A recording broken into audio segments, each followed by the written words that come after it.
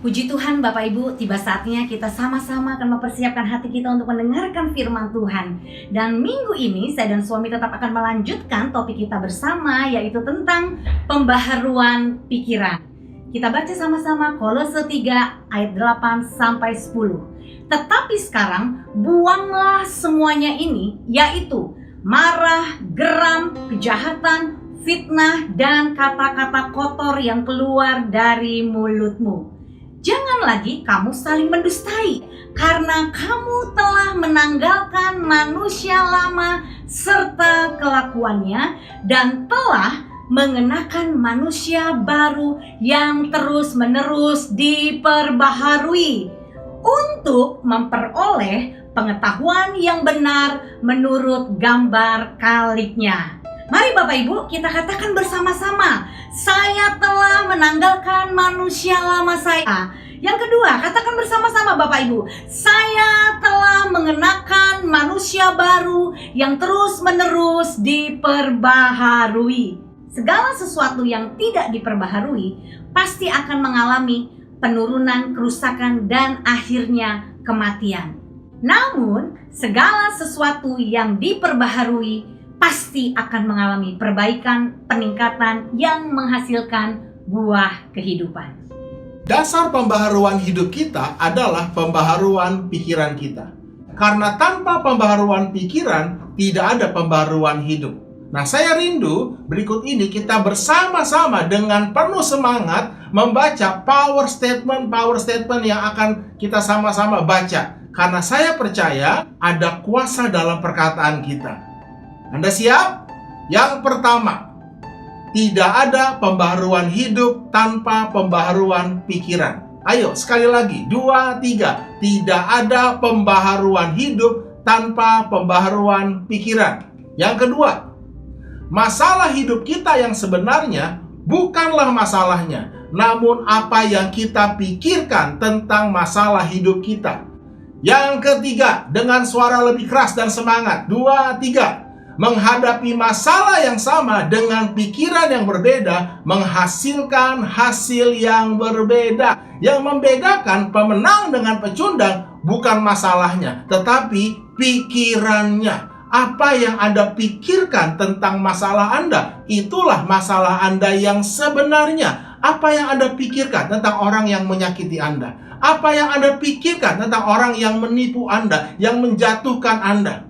Itulah yang menentukan apakah Anda akan bangkit lagi atau Anda akan tetap jatuh dan menyerah. Karena itu, pikiran yang benar membuat masalah Anda jadi berkat. Namun pikiran yang salah membuat masalah Anda jadi lebih berat. Ayo sekali lagi kita baca sama-sama. 2, 3. Pikiran yang benar membuat masalah Anda jadi berkat. Namun pikiran yang salah membuat masalah Anda jadi lebih berat. Menyadari adanya pikiran yang salah dan mengubahnya adalah kunci pembaharuan hidup kita. Sadarkah saudara bahwa ada satu pikiran yang paling beracun, pikiran yang dapat membunuh, mematikan Anda dan saya. Dan saya rindu pada pagi hari ini kita semua sadar. Katakan sama-sama, sadar Bapak Ibu. Kita akan sama-sama belajar dari Kisah 12 Pengintai. Ulangan 1 ayat 26 sampai 27.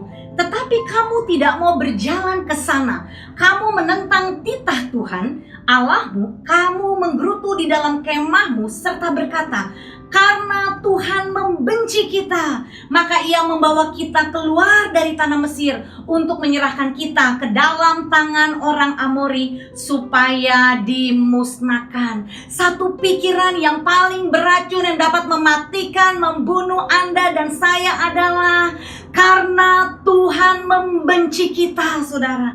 Apa akibatnya ketika Anda dan saya memiliki pikiran beracun ini? Ulangan 1 ayat 28 berkata, kemanakah pula kita maju?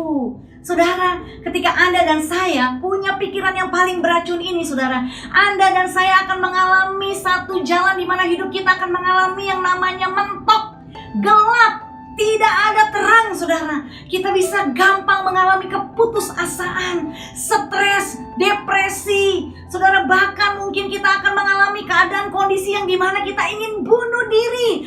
sudah tidak ada lagi harapan. Itu yang dialami saudara. Ketika Anda dan saya punya pikiran yang paling beracun, Allah membenci saya, disitulah jalan keluar seperti tertutup. Itu yang saya alami Bapak Ibu. Ketika saya punya pikiran dalam benak saya, Tuhan membenci saya sudah hancur, saya sudah jatuh berkali-kali, saya gagal berkali-kali, hidup saya rusak semuanya. Bahkan saudara, sampai saya ingin membunuh diri saya sebanyak 3 kali. Kenapa? Karena saya tidak menemukan jalan keluar, karena saya tidak melihat masa depan. Itu yang terjadi dalam kehidupan 10 pengintai. Saudara, mereka berkata, kemanakah pula kita akan maju. Itu persis terjadi dalam hidup saya. Untuk apa saya hidup? Percuma saya hidup. Saya sudah tidak punya masa depan. Saya merasa hidup saya seperti sampah masyarakat, dicampakkan, diasingkan, dan tidak berguna. Yang kedua saudara, dikatakan di ayat selanjutnya adalah, saudara-saudara kita telah membuat hati kita tawar. Hati kita tawar, saudara. Ketika pikiran beracun itu masuk dalam pikiran kita, saudara, hati Anda dan saya pasti tawar. Kita gampang sekali menjadi pahit, menjadi kecewa. Kita menyalahkan, hidup saya hancur ini gara-gara kamu. Perbuatan kamu merugikan saya. Kalau bukan karena kamu, saya pasti lebih senang hidupnya. Saya pasti lebih happy hidupnya. Tapi padahal akar sesungguhnya adalah karena kita punya pikiran yang paling beracun, saudara. Hati-hati saudara, hari-hari ini dengan keadaan kesulitan, pergumulan hidup, badai di dalam keluarga, keuangan, penyakit saudara, itu dapat membuat hati Anda dan saya menjadi tawar. Bukankah saudara, firman Tuhan berkata, orang yang bersemangat dapat menanggung penderitaannya, tetapi siapa dapat memulihkan? Saudara, semangat yang patah. Kalau hati Anda dan saya sudah menjadi tawar saudara, semuanya akan menjadi saudara hampa. Ya, dan saya percaya hari ini Tuhan mau hati Anda dan saya tetap kuat di masa yang sukar, tetap percaya kepada janji-janji Tuhan. Yang ketiga saudara, apa akibatnya kalau kita punya pikiran yang paling beracun? Ya, 10 pengintai ini berkata, orang-orang itu lebih besar dan lebih tinggi daripada kita. Kota-kota di sana besar dan kubu-kubunya sampai ke langit. Lagi pula kami melihat orang-orang enak di sana. Saudara, ini yang seringkali juga terjadi dalam kehidupan Anda dan saya, dalam kita mengalami ya satu tantangan, pergumulan, masalah dalam hidup kita. Kita seringkali melebih-lebihkan masalah. Kalau Anda lihat di dalam firman ini, saudara, mereka berkata, kubu-kubunya sampai ke langit. Dari zaman dulu sampai zaman sekarang, saudara, apakah saudara pernah lihat kubu-kubu, tembok-tembok yang sampai ke langit? Lihat saudara, orang yang punya pikiran yang paling beracun, mereka akan gampang sekali lebay saudara, ya, baper, melebih-lebihkan masalah. Ya, firman Tuhan berkata, pencobaan-pencobaan yang kita alami tidak akan pernah melampaui kekuatan kita. Allah itu setia Bapak Ibu. Ketika saya juga mengalami saudara, pikiran yang paling beracun itu masuk dalam hidup saya. Wah, gampang sekali saudara, saya menyalahkan orang lain, saya menyalahkan keadaan saya bahkan menyesal kenapa saya dilahirkan ke dunia ini. Ya, dan itu tidak ada gunanya saudara untuk hidup kita. Ya, ada begitu banyak pasangan pernikahan menyesal, kenapa saya dulu nikah sama kamu? Ya, kalau saya tidak menikah sama kamu, pasti hidup saya lebih bahagia. Nah, itu semua pikiran yang paling beracun saudara. Dan saya percaya saudara, ini yang harus sama-sama kita waspadai. Apapun yang terjadi dalam hidup kita, jangan pernah kita ada pikiran Tuhan membenci kita. Ketika saya berpikir Tuhan membenci saya, maka saya membenci diri saya sendiri sampai saya ingin bunuh diri. Dan ketika orang lain menyakiti hati saya juga membenci mereka. Prinsip hidup saya dulu saudara, kalau kamu baik sama saya akan jauh lebih baik kepada kamu. Tapi kalau kamu jahat sama saya akan jauh lebih jahat dan akan balas dendam terhadap kamu. Itu semua terjadi karena saya punya pikiran yang beracun. Jadi, jika satu pikiran yang paling beracun adalah karena Tuhan membenci kita, maka satu pikiran yang paling menyembuhkan adalah karena Tuhan mengasihi kita. Haleluya! Mari kita katakan sama-sama, Tuhan mengasihi saya. Pejamkan matamu sejenak Bapak Ibu. Katakan dengan sungguh-sungguh dalam hatimu, Tuhan mengasihi saya. Di dalam kitab Roma 37 sampai 39 berkata, tetapi dalam semuanya itu kita lebih daripada orang-orang yang menang oleh Dia yang telah mengasihi kita. Sebab aku yakin bahwa baik maut maupun hidup, baik malaikat-malaikat maupun pemerintah-pemerintah, baik yang ada sekarang maupun yang akan datang, atau kuasa-kuasa, baik yang di atas maupun yang di bawah, ataupun sesuatu makhluk lain, tidak akan dapat memisahkan kita dari kasih Allah yang ada dalam Kristus Yesus Tuhan kita. Haleluya Bapak Ibu. Tidak ada yang dapat memisahkan Anda dan saya dari kasih Allah. Keyakinan kita akan kasih Allah kepada kita adalah kunci kemenangan hidup kita. Oleh sebab itu, iblis berusaha keras untuk membuat Anda dan saya ragu akan kasih Allah dengan cara menaruh pikiran yang salah tentang kasih Allah. Kalau saya bertanya kepada Anda hari ini, siapa di sini yang rindu dikasih Allah lebih lagi? Tentu kita semua akan angkat tangan, bukan? Demikian pula dengan saya dulu. Karena saya punya pikiran yang salah tentang kasih Allah. Apakah pikiran yang salah itu? Bahwa kasih Allah kepada saya bisa bertambah dan bisa berkurang. Jadi waktu itu saya masih remaja SMA, saya harus berdoa minimum sehari 4 jam. Pagi 2 jam, siang 1 jam, malam 1 jam. Itu doa pribadi, saudara. Ketika saya dilawat Tuhan, saya mengalami kasih Tuhan, saya rindu Allah mengasihi saya lebih lagi. Dan saya melihat ibu saya seorang pendoa. Dan di pikiran saya terlintas seperti ini. Tuhan mengasihi orang yang suka berdoa. Dan saya ingin Tuhan mengasihi saya. Jadi saya buat keputusan untuk saya berdoa minimum 4 jam. Kelihatannya bagus, kelihatannya rohani. Tapi pikiran saya salah, saudara.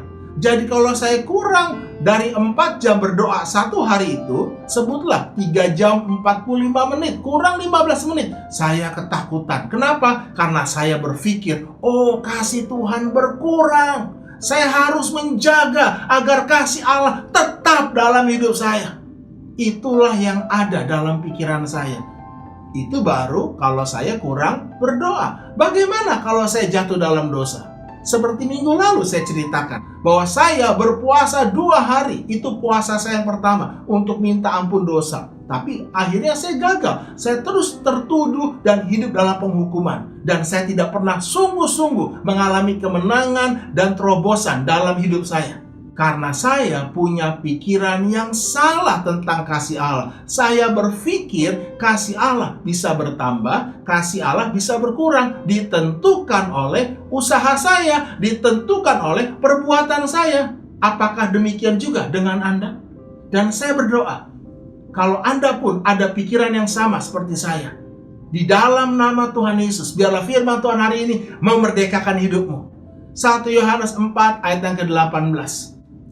Di dalam kasih tidak ada ketakutan. Kasih yang sempurna melenyapkan ketakutan. Sebab ketakutan mengandung hukuman. Dan barang siapa takut, ia tidak sempurna di dalam kasih.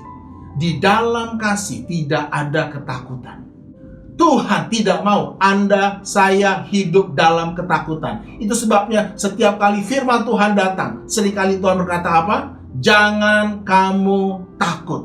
Bagaimana caranya? Kasih yang sempurna melenyapkan ketakutan. Kasih yang sempurna itu kasih siapa, saudara? Kasih Tuhan kepada kita atau kasih kita kepada Tuhan? Sudah pasti kasih Tuhan kepada kita sempurna. Kasih kita kepada Tuhan banyak kekurangannya, banyak cacatnya. Jadi kasih yang sempurna adalah kasih Tuhan kepada kita, bukan kasih kita kepada Tuhan. Sekarang, apakah arti sempurna itu? Sesuatu yang sempurna adalah sesuatu yang tidak bisa lagi ditambah atau dikurangi. Kalau sesuatu itu sudah sempurna, lalu ditambah, dia over. Istilahnya itu kebablasan. Over, tidak sempurna. Tapi kalau sesuatu yang sempurna itu dikurangi, dia cacat. Kasih Tuhan tidak bertambah, kasih Tuhan tidak berkurang. Sebab kasih Tuhan itu sempurna. Jadi yang jadi masalah bukan kasih Tuhan kepada kita, tetapi kasih kita kepada Tuhan. Yang kita seringkali alami adalah keraguan-raguan. Tuhan tidak mau kita meragukan kasih-Nya. Itu yang iblis berusaha kerjakan dengan menaruh pikiran yang salah. Tapi hari ini sadarlah, kasih Tuhan sempurna. Dulu saya berdoa supaya saya dikasihi Tuhan. Dulu saya melayani supaya saya dikasihi Tuhan. Dulu saya memberi supaya saya dikasihi Tuhan. Saya bersaksi memberitakan Injil supaya saya dikasihi Tuhan. Itu motivasi saya karena saya ingin Tuhan mengasihi saya lebih lagi. Tetapi setelah saya mengerti, Tuhan berkata begini, Doni, kasihku sempurna atas hidupmu. Seandainya masih ada sisa darah yang belum aku teteskan untuk engkau, aku pasti teteskan. Tapi masalahnya semua darahku telah tercurah bagimu. Jangan pernah ragukan kasihku. Kasihku tidak pernah bertambah dan tidak pernah berkurang sedikit pun dalam hidupmu. Seberdosa apapun engkau, kasih Tuhan dia tetap mati menebus hidupmu di kayu salib. Sesaleh apapun hidupmu, kasih Tuhan tidak pernah bertambah. Perbuatan kita tidak bisa menambah atau mengurangi kasih Tuhan kepada kita. Karena kasih Tuhan sempurna. Sekarang, saya berdoa karena saya mengasihi Tuhan. Saya melayani karena saya mengasihi Tuhan. Saya memberi karena saya mengasihi Tuhan. Bukan supaya dikasihi Tuhan. Karena saya tahu Tuhan sudah mengasihi saya. Dan kasih-Nya itu sempurna. 1 Yohanes 4 ayat 16 berkata, kita telah mengenal dan telah percaya akan kasih Allah kepada kita. Allah adalah kasih. Dan barang siapa tetap berada di dalam kasih, ia tetap berada di dalam Allah dan Allah di dalam dia. Allah ada di dalam kita, saudara. Luar biasa. Iblis berusaha keras membuat kita ragu akan kasih Allah. Iblis adalah pendakwa pagi, siang, malam. Dia membombardir kita. Dia mendakwa kita. Allah benci kamu. Allah gak sayang kamu. Mana buktinya kamu gak pernah ditolong? Mana buktinya kamu ditinggalkan? Mana buktinya kamu dari kecil sampai besar tidak pernah mengalami kebahagiaan? Iblis berusaha membuat Anda dan saya ragu bahwa Allah mengasihi kita. Jauh lebih mudah percaya Allah membenci kita dibanding percaya Allah mengasihi kita. Khususnya ketika kita jatuh dalam dosa dan ditimpa masalah. Kecenderungan Anda dan saya adalah ketika kita sedang mengalami masalah, waduh, dosa apa ya saya? Waduh, pasti Allah benci saya. Pasti Allah marah sama saya. Kita membayangkan pribadi Allah seperti satu sosok, saudara, yang berdiri di tahta dan pegang pentungan, saudara.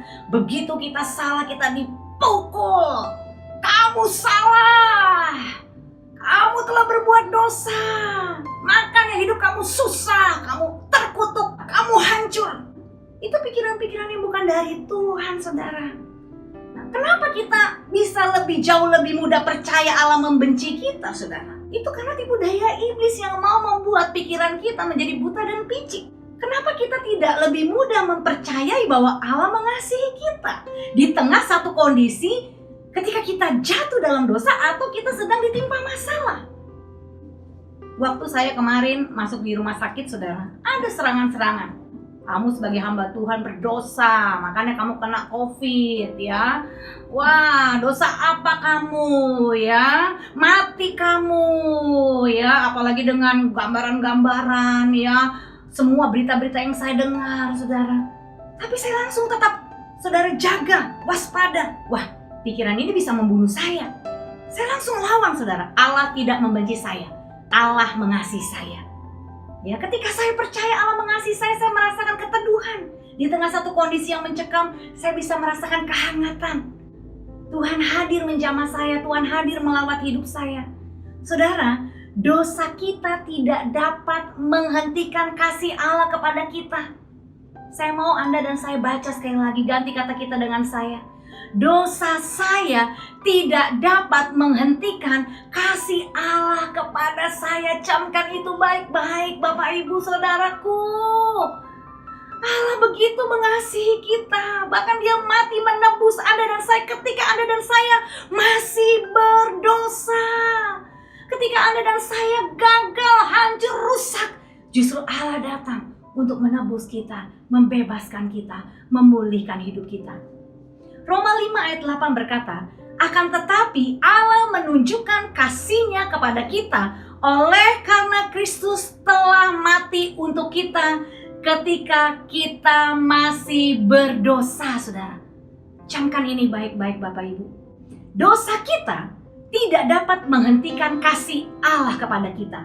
Tetapi sebaliknya, kasih Allah kepada kita yang akan menghentikan kita dari semua dosa kita. Ya, selama Anda dan saya tertuduh terus-menerus, ya hidup dalam penghukuman, ya, Anda dan saya tidak akan pernah bisa lepas dari ikatan dosa. Itu yang terjadi, saudara, dalam hidup saya. Saya berjuang untuk bisa lepas dari ikatan dosa. Ya, awal-awal saya merokok 1 bungkus sehari, saudara. Ya, begitu ikut retret, gebu-gebu, saya ingin melepaskan semua keterikatan saya. Apa yang terjadi? Ya, ketika saya mulai lagi mempercayakan, saya gagal, Tuhan udah benci saya, pasti saya nggak bisa lepas dari dosa. Ya, ada lagi di pikiran saya, seumur hidupmu pasti engkau akan terikat. Alah, model kayak kamu mah pasti bisa bertahannya sebentar aja, nggak akan bisa bertahan lama. Ketika saya mulai mempercayai pikiran-pikiran yang paling beracun itu, saudara, benar apa yang terjadi? Ya, itu hanya bisa bertahan beberapa lama, saudara. Dan saya akhirnya kembali lagi terikat. Dari 1 bungkus jadi 2 bungkus. Dari 2 bungkus jadi 3 bungkus. Saudara, dosa kita tidak bisa menghentikan kasih Allah kepada kita. Saya alami secara pribadi, saudara. Ketika saya waktu itu menghadapi satu lawatan yang luar biasa untuk pertama kali dalam hidup saya seperti seorang yang sedang tertidur, saudara. Saya jatuh, saudara. Saya katakan sama Tuhan, saya berseru di hati saya orang berdosa. Pergi kamu semua, pergi. Gak usah dekat-dekat saya. Tapi saya melihat, saudara, Tuhan tetap datang menghampiri saya. Tuhan datang menghampiri saya bawa baskom, saudara, yang besar, saudara. Dan Tuhan duduk di samping saya. Saya katakan saat itu, saudara, pergi, saya tidak layak, saya kotor, saya najis, saya sampah, saya orang berdosa. Tapi apa yang Tuhan katakan kepada saya, saudara? Tuhan katakan seperti ini, iya betul anakku, kamu memang orang berdosa, kamu memang kotor, najis, sampah, menjijikkan. Tapi kamu harus sadar hari ini anakku, aku datang menghampirimu. Aku ingin menebus hidupmu dari semua kekotoran, kenajisan, dan dosa-dosamu. Oh, saudara, waktu Tuhan berkata seperti itu, saya menangis, saudara. Saya mengalami sentuhan kasih Tuhan yang luar biasa dalam hidup saya. Itu seperti, saudara, saya ada di padang gurun, saya merasa hidup saya haus, kering, saudara. Selama ini saya capek, saya mencari kasih dan saya tidak menemukan kasih yang sejati dalam hidup saya.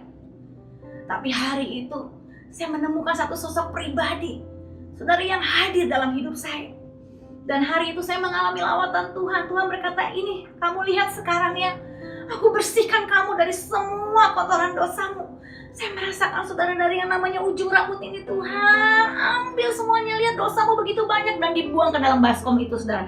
Nih lihat dari jidat saya, mata saya, hidung saya, mulut saya, semuanya. Nih lihat nih, dosa kamu memang banyak, kenajisan kamu memang banyak, semua sampai tenggorokan saya, semua tangan, perut saudara, waduh, sampai ke paha kaki, sampai ke kuku-kuku kaki. Saya bisa rasakan dan Tuhan buang semua dosa saya. Saya melihat kotorannya sampai tinggi sekali, saudara, di ember yang baskom yang besar itu, saudara. Saya melihat begitu banyak dan menjijikan dan baunya luar biasa, saudara. Di situ Tuhan katakan, mulai hari ini dosamu sudah diampuni. Saya merasa, saudara, Tuhan hadir dan saat itu Tuhan balur saya sama seperti kayak kita mandi disabunin. Tapi sabunnya itu darah, saudara. Aku mati di kayu salib karena aku mengasihi.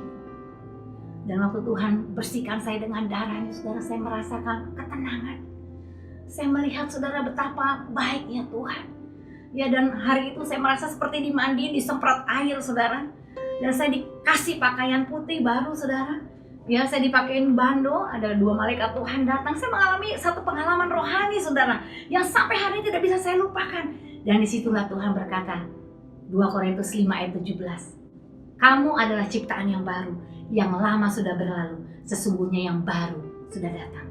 Setelah saya mengalami pengalaman lawatan Tuhan secara pribadi yang seperti itu, saudara, saya yakin saya dikasihi. Dan begitu saya yakin Tuhan mengasihi saya mengalami ada terobosan hubungan intim dengan Tuhan, saudara. Tuhan mengasihi saya dan saya mengasihi Tuhan. Saudara, efeknya apa, dampaknya apa? Saya tidak perlu lagi berjuang untuk melawan dosa saya. Sejak saya mengalami kasih Tuhan dalam hidup saya, saudara, semua dosa ikatan yang mengikat saya selama ini susah sekali terlepas. Hari itu semua terlepas, saudara. Kenapa? Karena saya percaya saya dikasihi dan Tuhan sangat mengasihi saya. Masalah tidak dapat menghentikan kita untuk tetap mengasihi Allah, saudara.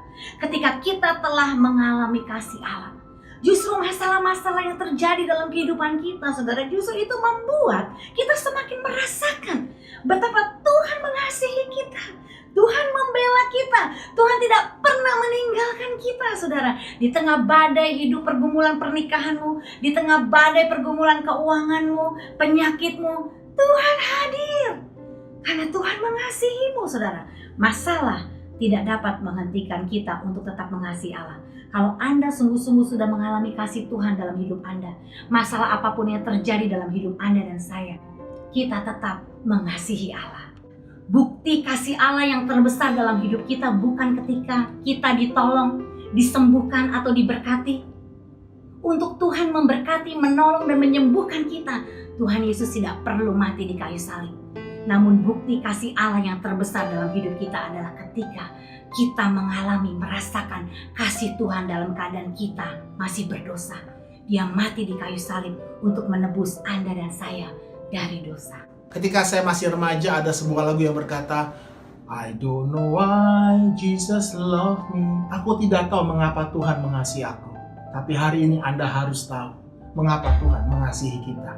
Yang pertama, karena Tuhan mau kita bertobat. Tuhan mau Anda kembali kepada Tuhan. Jangan ragukan kasih Tuhan. Jangan lari menjauh dari hadirat Tuhan. Mari anakku, kembalilah. Ketika engkau jatuh, bangkitlah. Jangan pernah ragukan kasih Tuhan. Tuhan mengasihimu. Tangannya terbuka untukmu. Karena Dia mau engkau bangkit. Karena Tuhan mau engkau kembali hari ini. Karena Tuhan ingin hidupmu semakin hari semakin serupa dengan Dia. Jangan menyerah. Kasih Tuhan lebih besar dari semua dosamu. Kasih Tuhan lebih berkuasa dari semua dosamu. Dosamu tidak dapat menghentikan kasih Tuhan. Tetapi sebaliknya, kasih Tuhanlah yang akan menghentikan semua dosamu. Karena itu, percayalah. 7 kali orang benar jatuh, namun ia akan bangkit lagi. Karena dia yakin dia dikasihi oleh Tuhan. Yang kedua, apa tujuan Allah mengasihi kita?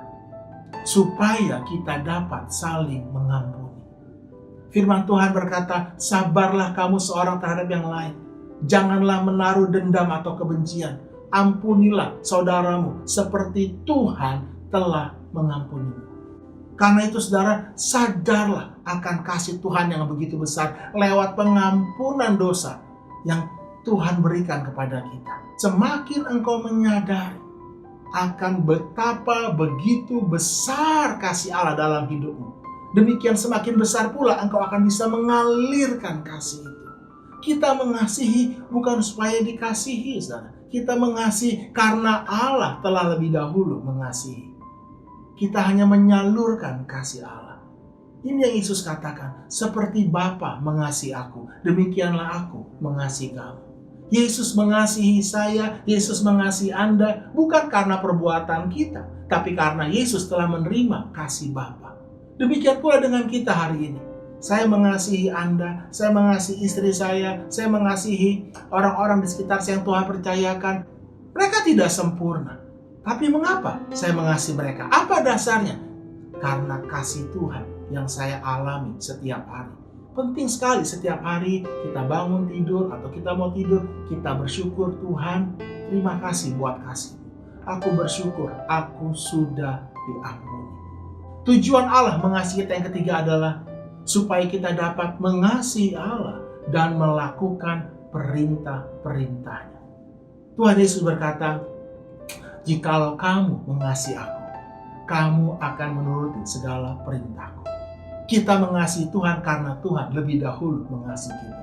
Karena itu penting sekali, saudara, untuk Anda mengalami, merasakan kasih Tuhan dalam hidupmu. Tanpa itu, kekristenan kita hanya sekedar agama yang mati, saudara. Kasih Allah adalah dasar dari iman kita. Untuk kita bisa bertobat, untuk kita bisa mengampuni, mengasihi Tuhan dan melakukan kehendak-Nya. Tanpa kasih Allah dalam hidup kita, kita tidak bisa berbuat apa-apa. Karena itu, mari saya rindu kita semua berdoa supaya kita benar-benar mengalami, bukan hanya tahu, tapi menyadari, benar-benar seperti dicelikan mata kita, seperti yang dialami oleh Sandy, istri saya, lewat pengalaman rohani yang luar biasa. Ketika dia mengalami kasih Allah, hidupnya berubah, saudara. Dia bisa kembali bertobat, walaupun dia kadang-kadang jatuh, tapi dia bisa bangkit kembali, tidak menyerah seperti yang lalu-lalu, saudara, sebelum dia mengenal kasih Allah. Dia bisa mengampuni orang yang menyakiti hati dia, papa, mamanya, semua orang yang di sekitar dia yang melukai hati dia. Dan yang pasti yang ketiga, dia bisa melakukan kehendak Allah. Dia bisa memenuhi panggilan Tuhan. Dan yang paling penting, saudara, jangan pernah mempermainkan kasih Tuhan. Jangan pernah anggap sepi kasih Tuhan. Roma pasal yang kedua ayat 4-5. Maukah engkau menganggap sepi kekayaan kemurahannya, kesabarannya dan kelapangan hatinya? Tidakkah engkau tahu bahwa maksud kemurahan Allah ialah menuntun engkau kepada pertobatan? Tetapi oleh kekerasan hatimu yang tidak mau bertobat, engkau menimbun murka atas dirimu sendiri pada hari waktu mana murka dan hukuman Allah yang adil akan dinyatakan. Akan tiba waktunya di mana murka Allah setelah masa anugerah ini selesai akan dinyatakan. Hari ini kita masih dalam grace period, masa anugerah untuk kita bertobat. Jangan anggap sepi kemurahan Allah, kesabaran dan kasih-Nya. Tuhan mau Anda dan saya bertobat. Ini yang Paulus katakan kepada jemaat Tuhan di Efesus. Dalam Efesus 3:18-19. Aku berdoa supaya kamu bersama-sama dengan segala orang kudus dapat memahami betapa lebarnya dan panjangnya dan tingginya dan dalamnya kasih Kristus, dan dapat mengenal kasih itu sekalipun ia melampaui segala pengetahuan. Wow! Ini yang paling penting yang harus kita doakan. Bukan berkat, bukan mujizat, bukan apapun. Tetapi kita berdoa supaya kita dapat memahami betapa panjang, lebar, tinggi, dan dalamnya kasih Kristus. Kalau Anda memahami itu, maka imanmu adalah iman yang tidak tergoncangkan. Iman yang mengalahkan dunia. Karena keyakinan kita akan kasih Allah adalah kunci kemenangan dalam hidup kita. Mari kita satukan hati kita untuk kita berdoa. Bapa, lewat firman Tuhan hari ini yang kami dengar, hamba-Mu berdoa, biar sungguh-sungguh mata rohani kami dicelikan. Buat kami sadar, buat kami mengalami akan kasih-Mu yang begitu besar. Betapa panjang, lebar, tinggi, dan dalamnya kasih-Mu itu. Kasih-Mu sungguh dapat dirasakan. Kami dapat tinggal dalam kasih-Mu. Karena kami tahu Tuhan, kasih-Mu lebih besar dari dosa kami. Kasih-Mu lebih berkuasa dari dosa kami. Dosa kami tidak dapat menghentikan kasih-Mu kepada kami. Tapi sebaliknya, kasih-Mu lah akan menghentikan kami dari semua dosa-dosa kami. Kasih-Mu sempurna atas hidup kami. Tidak pernah bertambah, tidak pernah berkurang. Engkau tidak mau sedikit pun kami meragukan kasih-Mu. Setiap kali kami jatuh, Engkau mau kami bangkit dan berjalan. Engkau mau kami mendekat kepadamu, bukan menjauh. Engkau mau kami bisa mengampuni orang yang menyakiti, yang bersalah kepada kami. Tidak peduli sebesar apapun kesalahan mereka. Terima kasih Bapa, Hamba mau memberkati umat-Mu yang mendengar firman-Mu hari ini. Biar sungguh-sungguh terjadi terobosan dalam hidup setiap kami, termasuk hamba-Mu dan keluarga. Di dalam nama Tuhan Yesus kami terima firman-Mu hari ini. Amin.